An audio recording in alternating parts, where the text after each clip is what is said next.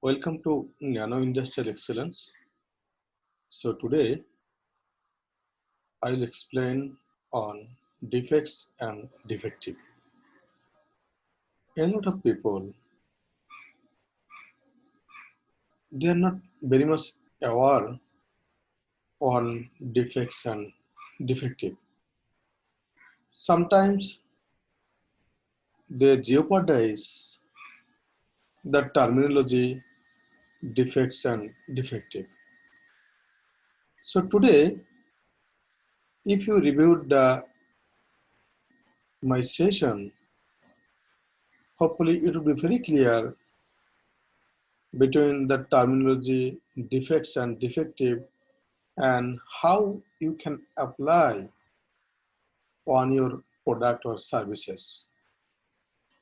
So here you can see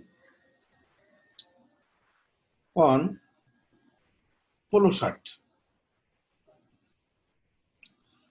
So in any product or services with one or more defects, if a product is not usable, then it's considered as a defective product.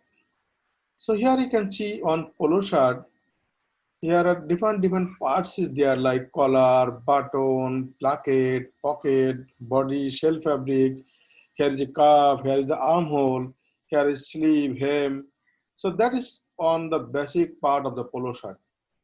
So during manufacturing, so we found there are three defects.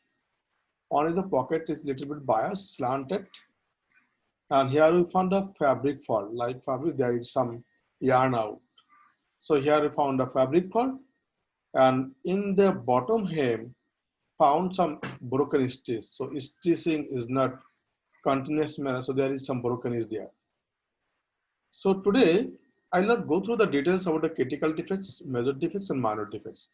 So normally, in any product or services, we categorize three types of defects: critical, major, and minor.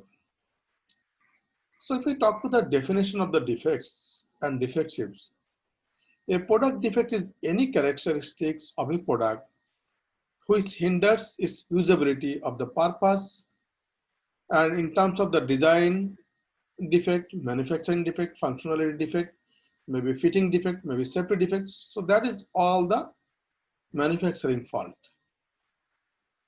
So defects are the subset of the defectives.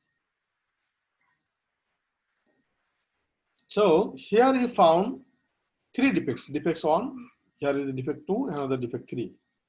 So three defects, but total product is 1. That is called the defective product. That means entire product is the defective is 1, but if I talk the defects, then there are 3 defects. So let's see an example. Suppose ABC company is producing this polo shirt in line number 1.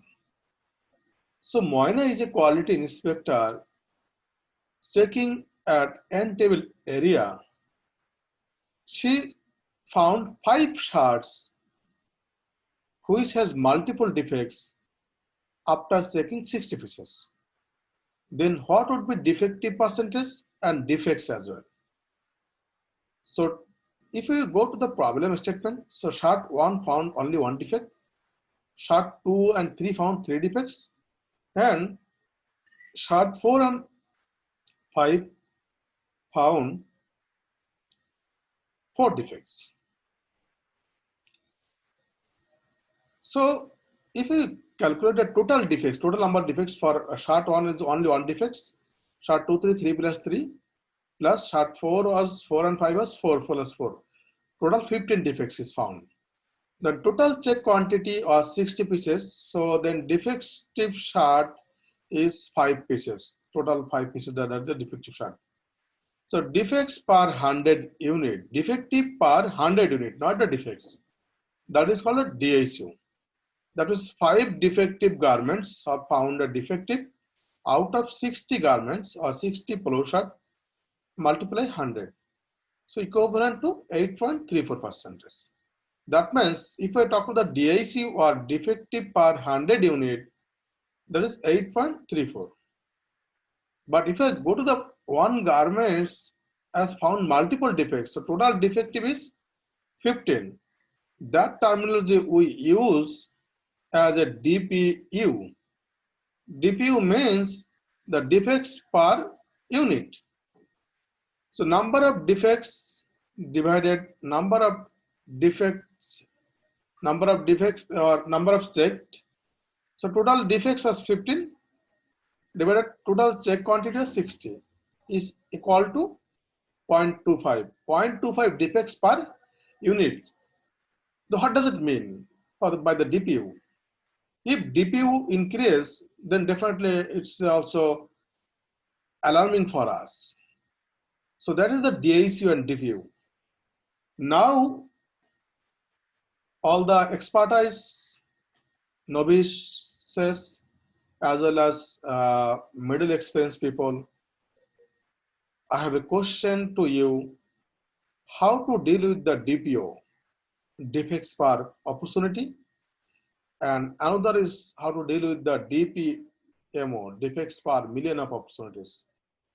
So please share your comments. So how do you correlate with the DICU, DPU, DPO, and DPMO, as well as how you will apply in your manufacturing or service industry?